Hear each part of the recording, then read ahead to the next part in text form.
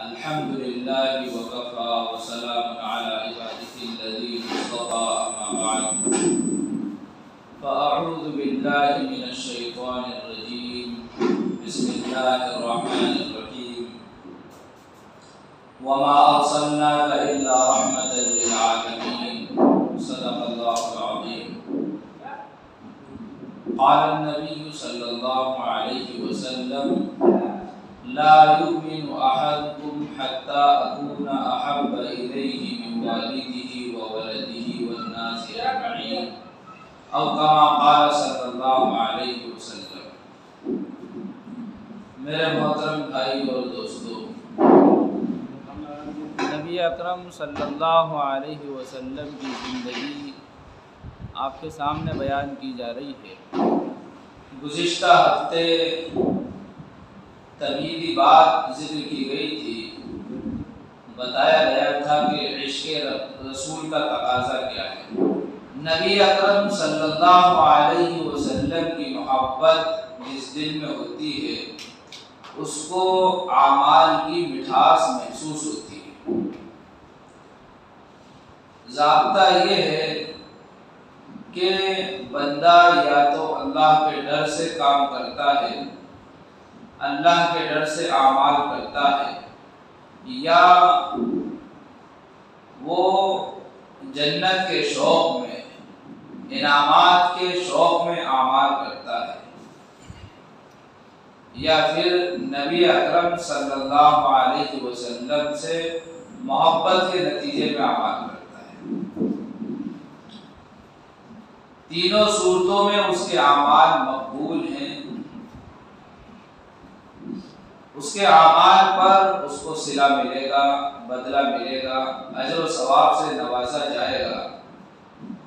लेकिन ये बात अच्छी तरह याद रखी जाए कि इंसान 5 वक्त का नमाजी हो, यहाँ तक कि तहज्जुद गुजार हो, वक्त पर ज़कात अदा कर रहा हो, रमज़ान के रोज़े रख रहा हो, और अगर हज की इस्तिताअत रखता है तो हज भी कर रहा हो, यहाँ तक कि वो नवाफिल के एतबार से भी बढ़ा हुआ हो, सारे भलाई वाले काम अंजाम दे रहा हो, लेकिन अगर उसके दिल में मोहब्बत रसूल नहीं है, मोहब्बत इलाही नहीं है, तो उसके आमाल बेकार है,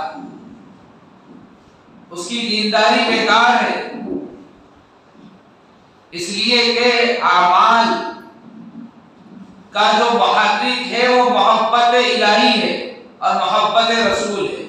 तो ये बात अच्छी तरह याद रखी जाए कि बगैर अल्लाह की मोहब्बत के और बगैर नबी की मोहब्बत के किए गए आमाल दीनदारी वाले आमाल नहीं है। और जो अमल अल्लाह की मोहब्बत के साथ किया जाता है, अल्लाह के रसूल सल्लल्लाहु अलैहि वसल्लम की मोहब्बत के साथ किया जाता है, अगरचे वो अमल थोड़ा हो, छोटा हो, उस पर अल्लाह ताला ने बड़े अजर व सवाब का वादा रखा है। और इन दोनों की मोहब्बत के अलावा अगर इंसान पहाड़ों के बराबर आमाल कर ले तो भी उसके आमाल पर पकड़ हो सकती है। इस बात का अंदेशा है, इम्कान है इस बात का कि गिरफ्त हो सकती है। तो आज इस दौर में बड़ी बड़ी नमाजें पढ़ने को दीनदारी समझा जा रहा है और खूब ज्यादा ज़कात देने को दीनदारी समझा जा रहा है। खूब ज्यादा देने का मतलब जो बन रहा है उससे भी ज्यादा देना, इसको दीनदारी समझा जा रहा है। और जो ऐसे आमाल हैं जिनमें नुमाइश होती है, उसको सही तरीके से मुआशरे के सामने अंजाम देने को दीनदारी समझा जा रहा है। अच्छे लंबे जुब्बे पहन लेना, अच्छी दाढ़ी रख लेना, अच्छी टोपी लगा लेना, अच्छे अमामे बांध लेना, इसको दीनदारी समझा जा रहा है। तो ये धोखा है शैतान का।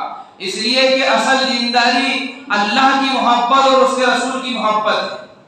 अल्लाह की मोहब्बत और उसके रसूल की मोहब्बत के साथ आमाल करने का नाम दीनदारी है। अगर सिर्फ मोहब्बत ही हो और आमाल ना हो तो भी खतरे में है। इसलिए कि जिससे मोहब्बत होती है उसके हुक्मों को माना जाता है, उसकी बातों को माना जाता है और उस पर जिंदगी बसर की जाती है। मैंने मिसाल दी थी कि अगर कोई बेटा ये कहे कि मैं अपने अब्बा से मोहब्बत करता हूँ और वो अब्बा का कहना ना माने तो कोई भी उसको फरमाबरदार नहीं कह सकता। ऐसे ही अगर हम ये दावा करते हैं कि अल्लाह से हमें मोहब्बत है, हमें नबी अकरम सल्लल्लाहु अलैहि वसल्लम से मोहब्बत है और हम अल्लाह के हुक्मों पर नहीं चलते, प्यारे नबी के तरीकों को नहीं अपनाते, तो समझ लीजिए कि मोहब्बत का ये दावा झूठा है। बताना ये चाह रहा हूं कि आमाल के अंदर अगर मोहब्बत इलाही और मोहब्बत रसूल नहीं है तो ये आमाल पकड़ का सबब बन सकते हैं, इन आमाल पर गिरफ्त हो सकती है। और हर दौर में दुश्मनाने इस्लाम की कोशिश रही है कि किसी तरह इन ईमान वालों के दिलों से, इन मुसलमानों के दिलों से नबी की मोहब्बत निकाल दी जाए, और जब नबी की मोहब्बत निकल जाएगी तो फिर ईमान भी इनके दिल से निकल जाएगा। इसलिए ये सबक पढ़ना और अपनी नस्लों को, अपनी औलादों को पढ़ा देना ये बहुत अहम और जरूरी बात है। ये हर दौर का तकाजा रहा है और इस दौर का तकाजा एक अशद जरूरत के तहत है। ये तकाजा इस दौर में और ज्यादा बढ़ जाता है जहां पर चारों तरफ से इस बात की कोशिश है कि नबी की मोहब्बत किस तरह दिल से निकाल दी जाए। और आप जानते हैं कि वक्तन फवक्तन आए दिन नबी की शान में गुस्ताखी हो रही है, शायर इस्लाम पर जो है इल्जामात लगाए जा रहे हैं, उनको एक गलत नजरिए से पेश किया जा रहा है। अल्लाह ताला की शान में नाज़िबा कलिमात कहे जाते हैं और दीन के किसी शिआर का जो है मजाक उड़ाया जाता है। ये सब क्यों होता है? ये सब क्यों होता है समझने की जरूरत है। नबी की शान में गुस्ताखी क्यों होती है? लोग क्यों करते हैं? अल्लाह की शान में गुस्ताखी क्यों करते हैं? कुरान की बेहुरमती और बेअदबी क्यों करते हैं? आपने देखा होगा सोशल मीडिया पर कि कोई शख्स है जो कुरान पर पैर रखकर खड़ा है, कोई मस्जिद नबी पर गलत कमेंट्स कर रहा है। ये सब क्यों हो रहा है? ये इसलिए हो रहा है, पहली बात तो ये है कि जो लोग ऐसा कर रहे हैं उनके दिलों में दुश्मनी है, उनके दिलों में इस्लाम से, मुसलमानों से नफरत है, इसलिए वो ऐसा कर रहे हैं। अदावत में, बुग़्ज़ में, नफरत में वो ऐसा कर रहे हैं। और दूसरी अहम बात यह है कि दुश्मनाने इस्लाम जांचना चाहते हैं। उनका ये एक ऐसा आला है जिससे वो टेम्परेचर नाप लेते हैं कि नबी की शान में गुस्ताखी करवाते हैं या करते हैं, और वो देखना चाहते हैं कि मुसलमानों के दिलों में नबी से कितनी मोहब्बत है। अगर मुसलमानों का रिएक्शन सही होता है तो वो फिर जब जाते हैं, और इनका रिएक्शन देखते हैं कि नहीं हो रहा है, ये ठंडे पड़े हुए हैं, नबी की शान में कोई गुस्ताखी कर रहा है, ये कुछ भी नहीं कर रहे हैं, तो समझ लेते हैं कि अब मोहब्बत निकल रही है या कम हो गई है या निकल चुकी है। जहां जिस इलाके में जिस तरह का माहौल देखते हैं वो भांप लेते हैं इस चीज। तो नबी की मोहब्बत नापने के लिए, नबी की मोहब्बत हमारे दिलों में है या नहीं है, ये चेक करने के लिए जो है नबी की शान में गुस्ताखियां की जाती हैं, अल्लाह की शान में गुस्ताखियां की जाती हैं, कुरान की बेहुरमती और बेअदबी की जाती है, शायर इस्लाम की बेहुरमती की जाती है। और एक तीसरी अहम बात यह है, और आप जानते हैं कि अदना से अदना मुसलमान भी दीन के किसी हुक्म की मजाक और तमस्कुर बर्दाश्त नहीं कर सकता, दीन की किसी अदना से अदना बात की भी बेहुरमती बर्दाश्त नहीं कर सकता। तो दुश्मनाने इस्लाम ये चाहते हैं कि ऐसे शोषे छोड़े जाएं, गुस्ताखियां की जाएं और इन मुस्लिम नौजवानों को भड़का दिया जाए, और जब ये भड़केंगे, गुस्से में होंगे, जज्बात में होंगे, तो फिर ये गलत कदम उठाएंगे, गलतियां करेंगे फिर, और उन गलतियों को निशाना बनाकर इनको जो है हम रिमांड पर लेंगे। इस तरह से जो है कौम को कमजोर कर दिया जाएगा, इस तरह से जो है इनको दबाना आसान होगा। इसलिए मेरे भाइयों, ये जो दौर है ये हथियार वाली जंग का दौर नहीं है। ये जो दौर है ये लाओ लश्कर वाली जंग का दौर नहीं है। ये जो दौर है ये फिक्री जंग का दौर है। फिक्री जंग के दुश्मन आपको अपनी फिक्र से मारना चाहता है, दुश्मन आपको अपनी फिक्र के सामने कमजोर करना चाहता है। और फिक्री जंग कभी हथियार से नहीं जीती जा सकती, फिक्री जंग फिक्र से ही जीती जा सकती है। दुश्मनाने इस्लाम ये सोचा छोड़ देते हैं, या किसी शायर इस्लाम में से किसी शियार की जो है बेहुरमती कर देते हैं, कुरान की बेहुरमती कर दी, नबी की बेअदबी कर दी, नबी की शान में नाज़िल कलिमात कह दिए। अब मुसलमान भड़क गए, जोश में आ गए और गलत कदम उठा लिया। अब इस बात को पकड़कर जो है वो दहशतगर्दी का इल्जाम लगा देते हैं। हालांकि अपने मजहब पर अमल करना और अपने दीन पर जिंदगी गुजारना ये हर मुल्क का एक कानून है, कोई किसी पर रोक टोक नहीं है। इसलिए आपके मजहब पर कोई आवाज उठाए ऐसा तो नहीं कर सकता, आपके मजहब के खिलाफ कोई कानून बनाए ये ऐसा तो नहीं कर सकता। अब बनाए जा रहे हैं, उसकी दूसरी वजूहात हैं जो पिछले किसी बयान में मैं अर्ज कर चुका हूं। तो फिर अब ये जो है चेक किया जाता है, भड़काया जाता है और इस तरह से हमें जो है बदनाम किया जाता है।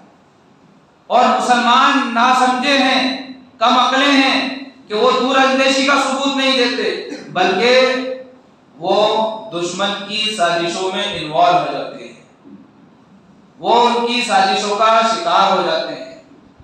इस तरह से आप देखें कि किसी दुश्मन ने कुरान के ऊपर पैर रखा और उसके फोटो खींचकर व्हाट्सएप पे, फेसबुक पे वायरल कर दिए। अब मुसलमान की जिम्मेदारी है कि जब उसके पास पहुंचे तो वो उसको फौरन डिलीट कर दे, यहां तक कि वो अपने दोस्तों को भी ना बताए, अपने करीबी लोगों को भी ना बताए, फौरन डिलीट कर दे। इसलिए कि दुश्मन तो ये चाहता है कि ये गुस्ताखी वाला फोटो शेयर हो, ये सब दूर पहुंचे और इस तरह से इनके जज्बात के साथ खिलवाड़ किया जाए और फिक्र के एतबार से इनको मफलूज कर दिया जाए। आप जानते हैं अगर किसी इंसान के जिस्म पर उसकी ताकत से ज्यादा बोझ रख दिया जाए, मिसाल के तौर पे एक इंसान की सलाहियत है 100 किलो वजन उठाने की, आप 200 रखेंगे तो चल नहीं पाएगा।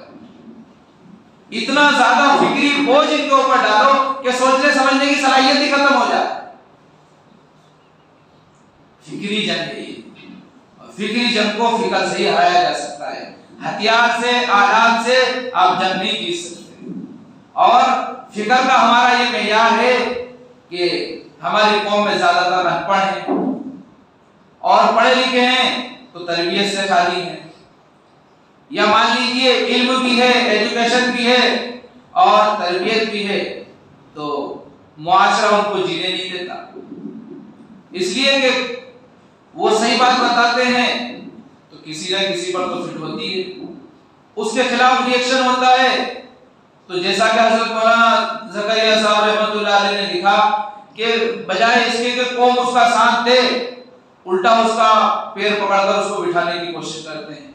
तो वो तरबियत याफ्ता और तालीम याफ्ता इंसान वो भी उकता कर उस काम को छोड़ बैठता है। तो ये वक्त का तकाजा है, ये एक वक्त की अहम जरूरत है। तो होना ये चाहिए कि ऐसे वीडियोस और ऐसी फोटो हम जो शेयर ना करें, उसको वही डिलीट करें। आप खुद जरा सोचें ठंडे दिमाग से कि अगर कोई किसी के अब्बा को गाली बक दे या किसी के अब्बा को तमाचा मार दे तो क्या वो ये चाहेगा कि ये बात पूरे गांव में फैले? वो ये चाहेगा कि मेरे रिश्तेदारों को भी पता न चले, उस बात को छुपाने की कोशिश करेगा। तो ऐसे ही हमें ये मामला यहाँ पर रखना चाहिए कि किसी ने हमारे नबी की शान में गुस्ताखी की है या कुरान की बेअदबी की है, वो चीज ज्यादा दूर तक ना पहुंचे, उसको हम वहीं पर दबा दें, डिलीट कर दें, खत्म कर दें। इसलिए कि वो गुस्ताखी को शेयर करने में हम खुद इन्वॉल्व हो रहे हैं, हम खुद अपने जरिए से अपने हाथों से जो है ना समझी में गुस्ताखी वाली फोटो शेयर करके गुस्ताखी वाला मत करना, उसको दबाने की कोशिश करें और फौरन जज्बात में ना आ जाए, फौरन इश्तिहाल में ना आ जाए। भड़क ना जाए, इसलिए कि इससे हमारी समझने की सलाहियत कमजोर होती है, इससे हमारे सोचने समझने का जो मेयार है वो कमजोर पड़ जाता है।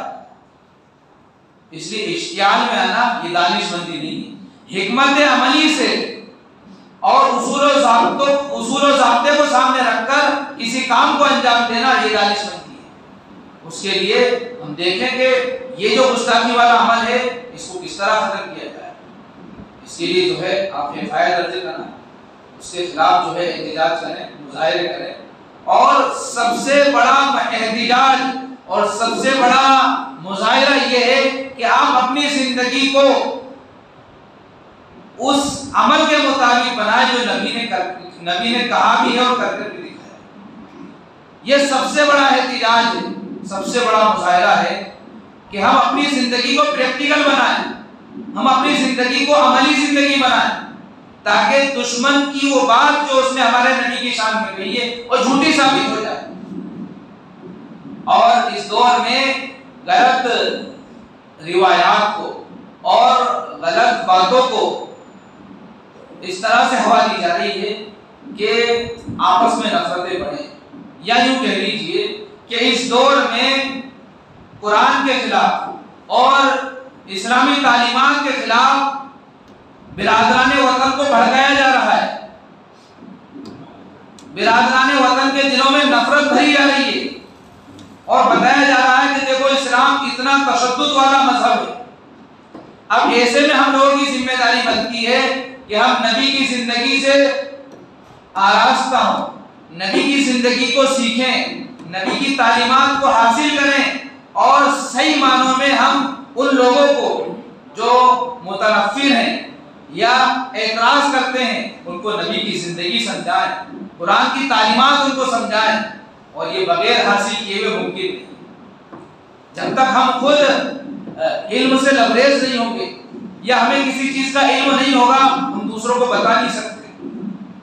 ये इस दौर की सबसे बड़ी जरूरत है कि हम अपने मजहब के तई कोरे हैं, खाली हैं। कोई आपसे पूछे कि अभी कहां से आ रहे हो, आप ये कहेंगे कि हम जुमे की नमाज पढ़ के आ रहे हैं। अब कोई ऐसा इंसान जो नहीं जानता कि जुमा क्या है, नमाज क्या है, वो आपसे पूछेगा कि जुमा कैसे पढ़ा आपने, तो आप उसको वहां पर पढ़कर तो नहीं दिखाएंगे, आप उसको बताएंगे कि हमने ऐसे ऐसे पढ़ा है, जबान से कहकर दिखाएंगे, ऐसे नियत बांधते हैं फिर ये करते हैं।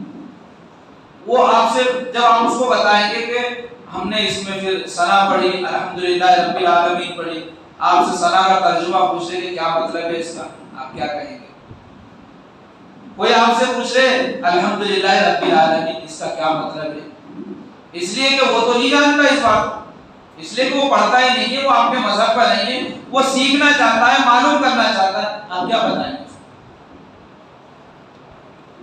आप नमाज पढ़ रहे हैं, आपको अपनी नमाज की खबर नहीं है कि आप क्या पढ़ रहे हैं। एक आसान सा सवाल जो गैरों की तरफ से होता है कि अल्लाह अकबर हम अजान देते हैं पांच दफा दिन में 5 दफा अजान देते हैं। लोग कहते हैं कि ये अकबर बादशाह का नाम अजान में क्यों ले रहे हैं? आपके अंदर इतनी सलाहियत होना चाहिए कि आप उनको समझा सकें, उनका एतराज सुलझा सकें, लेकिन हाल ये है कि हमें खुद उसकी खबर नहीं, हमें खुद इस बात का इल्म नहीं। ये मिसाल देकर मैं आपको समझाना चाह रहा हूं कि ऐसे ही हमारे नबी की जिंदगी है। हमारे नबी सल्लल्लाहु अलैहि वसल्लम की जिंदगी के ताल्लुक से बहुत सारी बातें ऐसी जो है बनाकर झूठी बातें लोगों ने जो है घड़ी हैं और वो आवाम में फैला रहे हैं, जिसका नबी की जिंदगी से कोई ताल्लुक नहीं है। या कोई बात ऐसी है जो नबी की जिंदगी से साबित है लेकिन उसका मतलब किसी ने कुछ गलत समझ लिया, अब वो उस गलत मतलब को सबको समझाते फिर रहे हैं। अब ऐसे में हमारी जिम्मेदारी है कि सही बातों को हम समझाएं। हर मुसलमान की जिम्मेदारी है, हर मुसलमान। ऐसा नहीं है कि नबी सिर्फ मुफ्ती साहब के हैं, नबी सिर्फ मौलवी साहब के हैं, नबी सिर्फ हाफिज साहब के हैं, ऐसा नहीं है। नबी हर इंसान के हैं, हर मुसलमान के हैं, मुसलमान से लेकर गैर मुसलमान तक के नबी हैं। नबी की जिंदगी सबके लिए, नबी सबके हैं, कुरान सबका है, अल्लाह सबका एक है, सबके लिए पूरी इंसानियत की फिक्र नबी ने की। आपका ये फरमाने गिरामी है कि मेरा लाया हुआ दीन हर कच्चे पक्के घर तक जाएगा, मेरा लाया हुआ कलीमा हर कच्चे पक्के मकान में पढ़ा जाएगा, मेरा लाया हुआ कलीमा वहां तक जाएगा जहां तक सूरज जाता है, वहां तक जाएगा जहां तक चांद जाता है। आपकी ये पेशन गोइयां है, आपकी ये बशारतें हैं, लेकिन इसके लिए आपने क्या ज़ाब्ता मुकर्रर किया? आपने अपने सहाबा किराम की जमात की तश्कील की, आपने अपने सहाबा किराम की तरबियत की, और सहाबा किराम की तरबियत के नतीजे में आज हम लोगों तक दीन पहुंचा है। अगर हम इसको समेट लेंगे, बल्कि मैं तो ये कहता हूं कि हमारे पास समेटा हुआ भी नहीं है। आप खुद गौर करें, तजुर्बा है इस बात का कि आप गौर करके देख लें कि अगर पूरे मुल्क में, पूरी दुनिया की बात नहीं कर रहा, पूरे मुल्क में अगर हम जायजा लें कि कितने फीसद बच्चे मदरसे में पढ़ रहे हैं या पढ़ा रहे हैं, यानी मौलवियों की बिरादरी कितने फीसद है, तो 2% भी नहीं मिलेगी। आसान सा जवाब है, अगर 200 लोगों का गांव है तो कम से कम 20 लोग होना चाहिए, जब जाके 10% बनेंगे। और ये गांव के हिसाब से, गांव के हिसाब से, पूरे मुल्क के हिसाब से। ऐसे भी इलाके हैं कि जहां पर एक भी पढ़ा लिखा नहीं। तो भाइयों, ये जो है सवाल और ये जो तनस्सुली है, ये हम अपने अमल से जो सबूत दे रहे हैं, दरअसल ये दुश्मन की साजिश है जिसको हम समझ नहीं पा रहे हैं।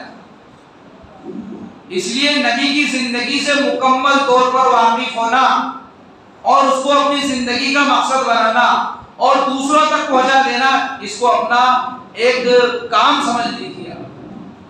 अगर हमने नबी की जिंदगी से सही उल्फत का हक अदा करने की कोशिश की, या नबी के एहसानात का बदला तो कोई दे नहीं सकता, अगर हमने कोशिश की कि किसी तरह हम अपने नबी को राजी कर सकें, तो मैं समझता हूं कि इंशाअल्लाह हम किसी हद तक कामयाब हो सकते हैं, या कम से कम कयामत के दिन जो सवाल होगा उसमें हम अपना दामन बचा सकते हैं। वरना जिस तरह अल्लाह ताला ने नेमतें दी हैं, उन नेमतों के हिसाब से फिर गिरफ्ती भी होना है, पकड़ भी होना है। ये 12 रबीउल अव्वल आने वाला है करीब में। 12 रबीउल अव्वल पे जगह जगह जलसे प्रोग्राम होंगे। मुसलमानों का रुझान ये है कि बस वक्ती तौर पर सीरत के जलसों में शरीक हो जाते हैं, या वक्ती तौर पर जुमों में बयान सुन लेते हैं और फिर दामन झाड़कर चले जाते हैं, और लगता ही नहीं है ऐसा कि इन्होंने कुछ सुना है, कुछ सीखा है। मेरे भाइयों, पिछले हफ्ते और ये हफ्ते मैं वो बुनियादी पॉइंट्स आपके सामने जिक्र कर रहा हूं ताकि आपके लिए सीरत का बयान सुनना और समझना आसान हो। नबी अकरम सल्लल्लाहु अलैहि वसल्लम की जिंदगी ईमान का हिस्सा है, और बगैर नबी की मोहब्बत के ईमान मुकम्मल हो ही नहीं सकता। खुद एक हदीस में नबी अकरम सल्लल्लाहु अलैहि वसल्लम, एक नहीं बल्कि दर्जनों हदीस हैं जिसमें नबी ने जो है अपनी मोहब्बत को सर फहरिस्त बयान किया है। वो वाक़या आपको अच्छी तरह पता होगा कि हजरत उमर रज़ी अल्लाह ताला अन्हु ने नबी से ये अर्ज किया कि या रसूल अल्लाह, मुझे आपसे बहुत मोहब्बत है, लेकिन अपनी जान से ज्यादा नहीं। तो आपने फरमाया कि उमर, अभी तुम्हारा ईमान मुकम्मल नहीं हुआ, इसलिए कि ला युमिनु अहदुकुम हत्ता अकूना अहब्बा इलैहि मिन वालिदिही व वलदिही वन नास अजमईन, कि तुम में से कोई भी इंसान, उमर से ही मतलब नहीं है, कोई भी इंसान उस वक्त तक मोमिन नहीं हो सकता जब तक कि मैं यानी मोहम्मद रसूलुल्लाह उसके नजदीक, उसके माँ बाप से, उसकी औलाद से और उसकी जान से और उसकी आन औलाद से ज्यादा महबूब ना हो। तो नबी की मोहब्बत सबसे ज्यादा हमारे दिल में हो। अल्लाह की मोहब्बत सबसे ज्यादा हमारे दिल में हो, ये नुसूस कतइया से साबित है। एक कुरान की आयत है जिसमें मुफस्सिरीन ये लिखते हैं कि अगर अल्लाह की मोहब्बत और उसके रसूल की मोहब्बत और उसके दीन की मोहब्बत से ज्यादा किसी और चीज की मोहब्बत है तो ये वाजिब छोड़ने का गुनहगार है।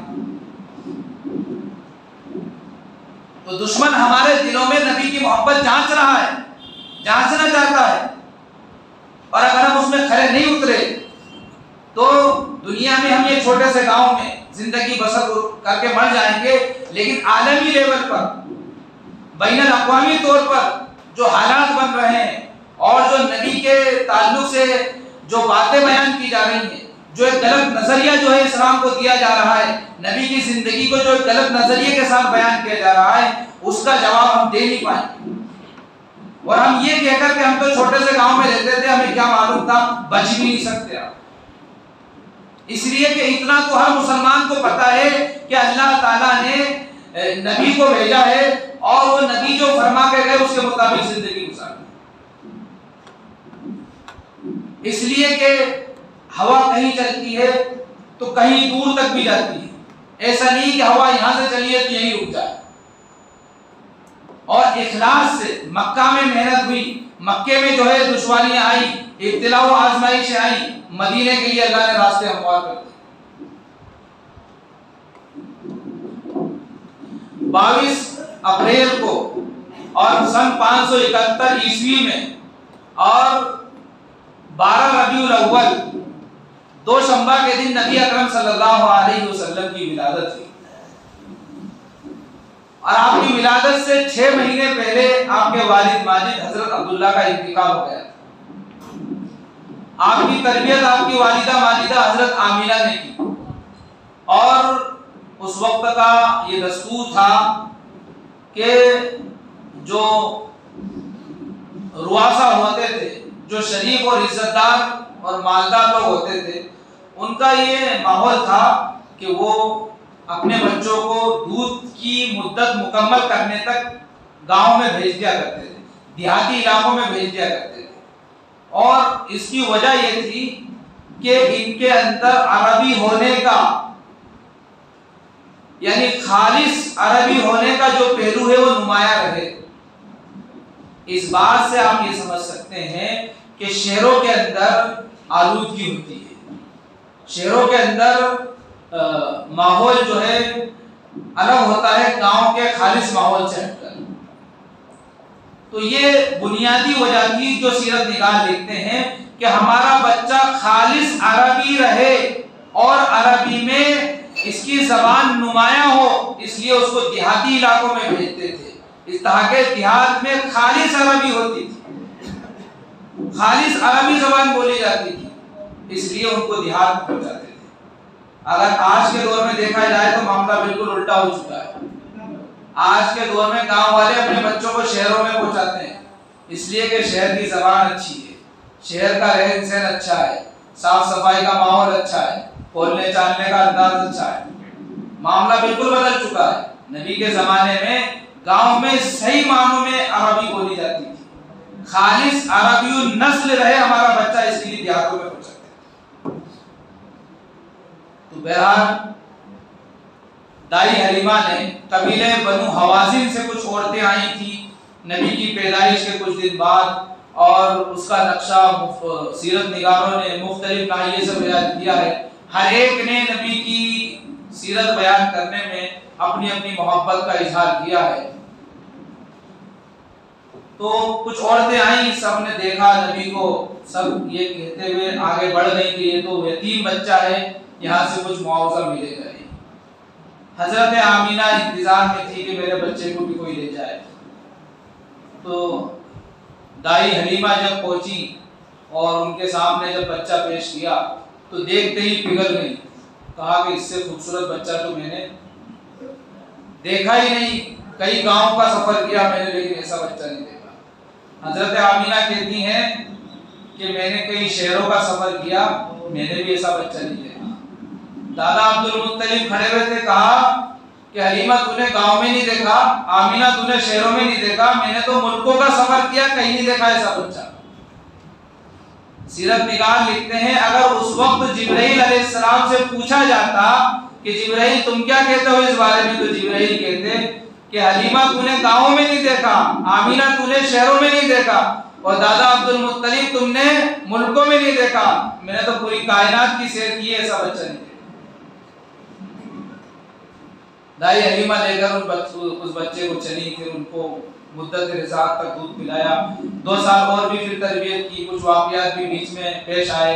फिर 6 साल की उम्र में वालिदा मालिदा हज़रत आमीना रज़ियल्लाहु तआला अन्हा का भी इंतकाल हो गया। ये वो बातें जो आपने सुन रही हैं। 6 साल की उम्र में आपकी वालिदा हज़रत आमीना भी इस दुनिया से चल बसी, तो दादा अब्दुल मुत्तलिब ने आपकी परवरिश की, यहाँ तक कि 8 साल की उम्र में दादा अब्दुल मुत्तलिब का भी इंतकाल हो गया।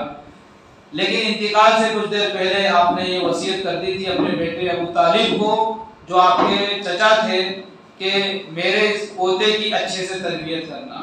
तो अबू तालिब भी आपसे बहुत मोहब्बत करते थे, और उस वसीयत के ताल्लुक से आप अपने बच्चों से ज्यादा नबी अकरम सल्लल्लाहु अलैहि वसल्लम का ध्यान रखते थे।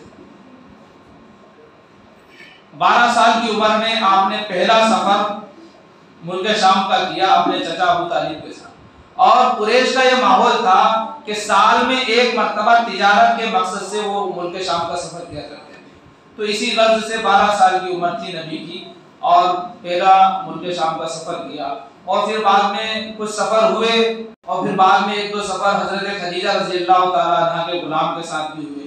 फिर एक सफर में जो है गुलाम ने पूरी अच्छाई और अखलाक और आदत और अतवार बताए, आपकी मियाना रवि और आपका इंसाफ और आपकी अमानतदारी बताई। तो हजरत खदीजा रज़ियल्लाहु तआला अन्हा मक्का की रईस खातून थी, और उस वक्त की मलिका थी मक्का के अंदर, और बड़े ताजिर थे इनके वालिद साहब का इंतकाल हो गया।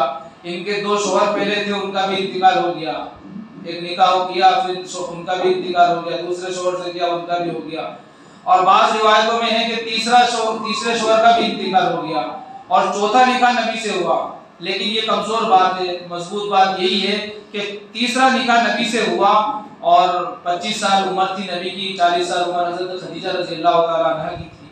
30 साल की उम्र में आपको एक अवार्ड दिया गया, आपको सादिक और अमीन कहने लगे, और अपनी अमानतें आपके पास रखते थे। कहीं कोई मामला होता तो आपको सुलह सफाई के लिए दी जाते थे। 30 साल की उम्र में आपको सादिक और अमीन के खिताब से नवाजा गया, और जब आपकी उम्र 37 साल की हुई तो आपने अपना कीमती वक्त गारे हिरा के अंदर अल्लाह की इबादत में सर्फ किया। 40 साल की उम्र में आपको गारे हिरा के अंदर कुरान की पहली वही नाजिल हुई, और आपको रिसालत व नबूवत से सरफराज किया गया। यहाँ तक के आपकी दावत पर हजरत अबू बकर सिद्दीक और हजरत खदीजा और हजरत अली और हजरत ज़ैद रज़ियल्लाहु तआला अन्हुम अजमईन इस्लाम लेकर आए, और पहली हिजरत का आपने हुक्म दिया हबशा की तरफ। 46 साल की उम्र थी जब आपने पहली हिजरत का हुक्म दिया, और जब आप 50 साल के हुए तो आपको शेबे अबी तालिब के अंदर आपको अपने साथियों के साथ कैद कर दिया गया। ये बड़ा गम का साल था कि इस साल हजरत खदीजा रज़ियल्लाहु तआला अन्हा का भी इंतकाल हुआ, और आपके चचा का भी इंतकाल हो गया, ये 49 से 50 के बीच में। और इसी साल जो है आपने ताइफ का सफर किया, और इसी साल हजरत आयशा रज़ियल्लाहु तआला अन्हा से आपका निकाह हुआ, और मेराज का जो मुकद्दस वाक़या है उससे आपको नवाजा गया, और आपको 54 साल की उम्र में आपने हिजरत की मक्के से मदीने की। 55 साल की उम्र में आपने जो है ग़ज़वा उहद आपका मारिका पेश आया, और उसके बाद 61 साल की उम्र में खैबर फतह हुआ, और 62 साल की उम्र में जो है आपने मक्का फतह किया, और 63 साल की उम्र में आखिरी खुतबा हज्जतुल वदा के मौके पर दिया, और इसी साल 12 रबीउल अव्वल को आपकी वफ़ात हुई। ये मुख्तसर खाका था सीरत नबवी का जो मैंने आपको सुनाया है। अगले हफ्ते भी सीरत पर बयान करूंगा, और उसके बाद जैसा कि मैंने आपसे कहा था कि महीने के पहले जुमे को सीरत का बयान होगा, और 3 हफ्तों दूसरे मौजू पर बयान होंगे। आपसे दरख्वास्त है कि आप जो है कम से कम सीरत का जब बयान हो तो उसमें पाबंदी से आए इंशाअल्लाह। अल्लाह ताला मुझे भी आपको भी अमल की तौफीक अता फरमाए। आमीन व आखिर दावाना।